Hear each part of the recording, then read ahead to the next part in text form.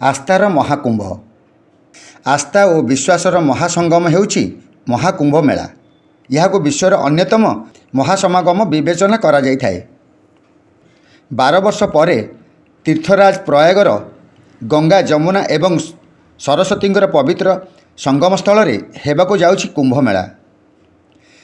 यह 13 जनवरी आरंभ होई 26 फेब्रुआरी महाशिवरात्रि पर्यंत चलिबो। कुंभ सनातन धर्मर विभिन्न विचार संस्था एवं संप्रदायक मध्य एकत्वर प्रतीक। एठारे प्रत्येक व्यक्ति अन्य को बुझिबाकू आदर देबाकू प्रयास करिथांती।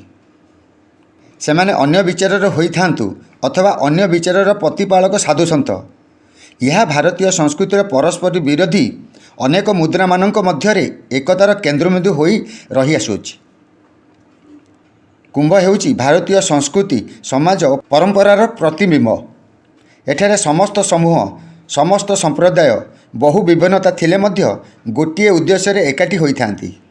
कुंभ पर्व व्यक्ति मध्यरे समन्वय भावना भरी देइथाए, आध्यात्मिक ऊर्जा प्रदान करिथाए। अमरत्वर साधना तथा संधान सहित कुंभर संविधा अंतर्हित। यार उद्देश्य केवल शरीर नुहे, आत्मशुद्धिकरण और निर्मल साधनार महामार्ग। अद्भुत ग्रह मानकर जोग, ब्रह्मांकर वेदी तथा श्रीहरि विष्णुंकर अक्षयवट निकटरे बास करिबा कारणरू कुंभ पर्व संगम रे बुड़ पकाइबा द्वारा अक्षय पुण्य प्राप्त होइथाए बोली विश्वास रहिछि। एते संख्यार लोक माने कुंभ मेला रे भाग नेबार कारण हेउछि विश्वास।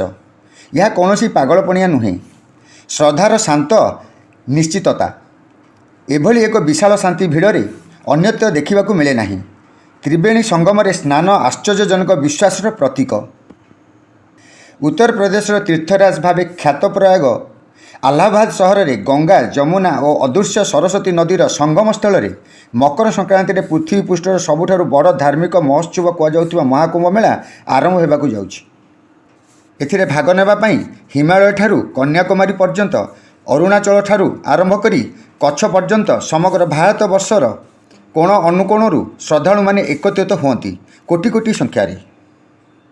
जातिपति मतपंथ संप्रदाय भाषा प्रांत उच्च नीच समस्त प्रकार भेद एठारे पदान्नत हुए।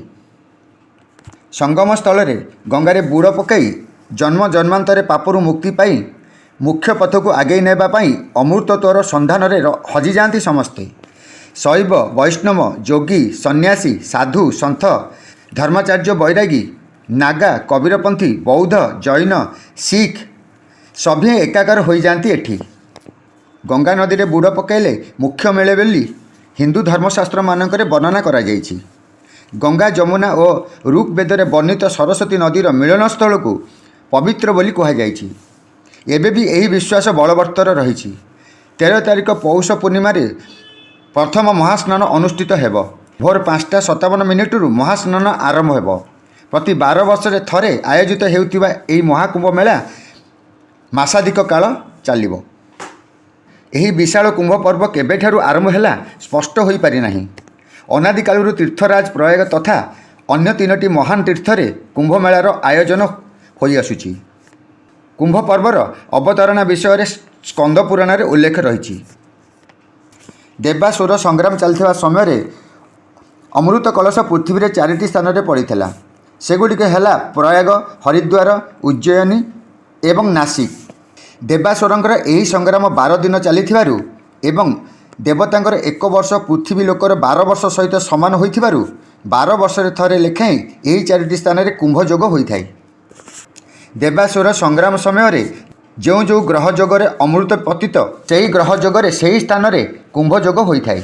सूर्य 12 मासरे 12 राशिर चलन करी गोटिए राशि चक्र पूरा करिथांती, किंतु बृहस्पति 12 वर्ष रे गोटिए थर एही 12 वर्ष राशि चक्र चलन करिथांती। तद अनुसारे गोटिए राशि को पुणी थरे आसीबा पई तांको 12 वर्ष समय लागिथाय। बृहस्पतिंकर एही राशि चलन आधार रे सही भली विशेष ग्रह जोगरे 12 वर्ष रे थरे लेखाएं 4 स्थान रे कुंभ पर्वर आयोजन होइथाय। प्रतिवर्ष माघ मासरे चंद्र एवं सूर्य मकर राशि रे थांती। तेणु मेघमाला बा माघ स्नान कल्पवास प्रतिवर्ष प्रयागराज रे अनुष्ठित होइथाय। हेले बृहस्पति 12 वर्ष मिलित होइथिबारु कुंभ योग 12 वर्ष होइथाय। देवासुर संग्राम समय 4टी स्थान में यही अमृत कुंभ को रखा जाइथिबारु एवं सेतुरु अमृत छिटकी पड़िथिबारु एही 4टी स्थान में ही महाकुंभ मेलार आयोजन होइथाय। गंगाद्वार, हरिद्वार, प्रयाग, धामनगरी, उज्जयिनी एवं गोदावरी, नासिक ठारे 12 वर्ष थरे यही कुंभ योग होइथाय। जेतेबेले बृहस्पति कुंभ राशि अवस्थान करिथांती एवं सूर्य मेष राशि अवस्थान करती सेतेबेले हरिद्वार ठारे बृहस्पति मेष राशि, जेतेबेले बृहस्पति कुंभ राशि अवस्थान करिथांती एवं सूर्य मेष राशि अवस्थान करती सेतेबेले हरिद्वार ठारे बृहस्पति मेष राशि एवं चंद्र सूर्य मकर राशि अवस्थान करुवा समय प्रयागराज ठारे सूर्य मेष राशि एवं बृहस्पति सिंह राशि थिबा समय एवं सूर्य तथा बृहस्पति उभय सिंह राशि अवस्थान करुवा समय नासिक ठारे कुंभ योग होइथाय। एहिभଳି जोग प्रत्येक स्थान में 12 वर्ष थरे पड़ुथिबारु प्रति 12 वर्ष थरे एही स्थान मानकरे कुंभ पर्व अनुष्ठित होइथाय।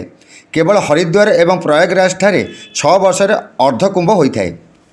कुंभ पर्वर एही धारा प्रवाह को आदि शंकराचार्य सनातन धर्मर रक्षा पाई समस्त मतपंथ संप्रदायर साधु सन्त को एही कुंभ पर्व अवसर में एकत्र करी धर्मादि संबंध में चर्चा आलोचना करथिले।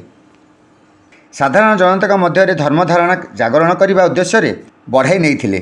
सम्राट हर्ष 640 ख्री प्रयागराज ठारे बौद्ध भिक्षु एवं ब्राह्मण को दान दक्षिणा सह भोजनादि आप्यायित करथिले। शाही स्नान हेउची कुंभमेलार एक अनन्य आकर्षण। प्रमुख स्नान दिवस बा शाही स्नान पाई निर्धारित दिवस मानकरे 10 नामी संप्रदायर जो 13टी प्रमुख आखड़ा रही से आखड़ा अंतर्गत साधुसंत एवं अनुगामी माने विशाल शोभा यात्रा त्रिवेणी ठारे निर्धारित घाटरे स्नान करने हेउची शाही स्नान। आखड़ा परिषद द्वारा निर्धारित क्रम अनुसार गोटे गोटे आखड़े साधुसंत स्नान करिथांती। ସେହି निर्धारित घाट मानकरे शाही स्नान सरिबा परे ही अन्य श्रद्धालु माने स्नान करिथांती। जनवरी मास पई शाही स्नान तारीख हेउची 13, 14 और 29। यह छड़ा गंगा आरती, कल्पवास, देवपूजन, देवदान, प्रयागराज, पंचकोशी परिक्रमा आदि अनुष्ठित होइथाय। केंद्र सरकार पर्यटन मंत्रालय पक्षरु चलित वर्ष रे स्लोगान रही चाल कुंभ चाल। वर्तमान जगतीकरण जुगरे विश्वर केउटी किछि अनन्य घटना घटिले निमिषक मध्य ताहार व्यापक प्रचार प्रसार हेउछि। सश्रद्ध दृष्टि आकर्षण करुछि गणमाध्यम को। यही प्रेक्षापट में 2025 कुंभ मेला संपर्क में टेक्निक खबर परिवेषण होउछि। सारा विश्व में पर्यटक तथा धर्म विश्वास को किपरि एठाकु आकृष्ट करा जाय परिबो सेतिपय विभिन्न स्तर में उद्यम होउछि। राज्य और केंद्र सरकार पक्षरु अभिनव प्रयास मान चली। राज्य सरकार पक्षरु स्वतंत्र लोगो उन्मोचित होइछि। मेलार प्रतिटी दिवस को स्मरणीय और बुद्धिमंत करने पाई धर्मचर्चा, सत्संग, भक्ति संगीत समारोह, संत सम्मेलनी, सांस्कृतिक विचित्रा परि विभिन्न कार्यक्रम हाथ को निया जाइछि। यह ब्रांडिंग और मार्केटिंग करा जोर दिया जाइछि। विदेशी पर्यटकों को आकृष्ट करने अंतर्जातीय विमान बंदर और तारका होटेल गुड़िक स्वतंत्र विज्ञापन दि जाइछि।